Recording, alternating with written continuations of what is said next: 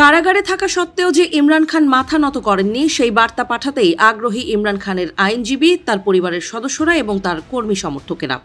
ইমরান খানের বোন আলিমা খানম বলেন, ওর মধ্যে একটা সদম্ভ ব্যাপার আছে, ওর কোনো চাহিদা নেই, কোনো চাওয়া পাওয়া নেই। সাম্প্রতিক ঘটনা প্রবাহের আগে ইমরান খানের পরিবার বলতো, কারাগারে 1 মিনিটও সময় নষ্ট করেন না ইমরান খান। তাছাড়া এটা তার কাছে আরও জ্ঞান অর্জন করার একটা সুযোগ। বিশ্লেষকদের মতে, পাকিস্তানের রাজনীতিতে আসল খেলোয়াড় হচ্ছে দেশটির সামরিক বাহিনী। তাদের কথায়, তারা যখন সিদ্ধান্ত নেয় একজন রাজনৈতিক ব্যক্তিত্বকে বন্দী রাখার, তখন তারা এত চট করে শান্ত হয় না। ইমরান খানের ক্ষেত্রেও এমনটাই হয়েছে। গত 1 দশকে ইমরান খানের জীবনের অনেক উত্থান পতনের মূলে ছিল এই সেনাবাহিনী। বিশ্লেষকদের অনেকেই মনে করেন, প্রথম দিকে সামরিক প্রতিষ্ঠানের সঙ্গে ইমরান খানের ঘনিষ্ঠ সম্পর্কই তাকে ক্ষমতায় আসতে সাহায্য করেছিল, কিন্তু পরবর্তীতে ছবি একেবারে বদলে যায়। 2023 সালে সেই সম্পর্ক এসে তলানিতে ঠেকে।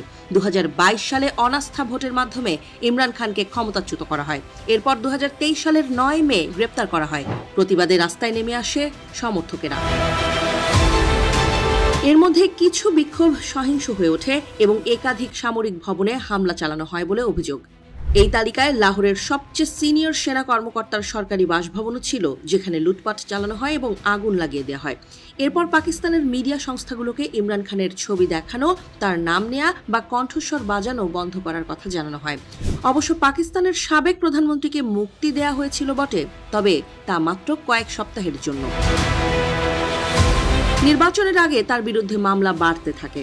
গত বছর ফেব্রুয়ারি মাসের শুরুতে, অর্থাৎ ভোটের মাত্র কয়েকদিন আগে, পাকিস্তানের এই নেতাকে 3টি মেয়াদের কারাদণ্ডে দণ্ডিত করা হয়। এর মধ্যে সর্বশেষ সাজার মেয়াদ ছিল 14 বছরের। পাকিস্তানের নির্বাচনের সময় ইমরান খানের দল পিটিআই এর প্রার্থীদের অনেকেই হয় কারাগারে ছিলেন অথবা আত্মগোপনে ছিলেন।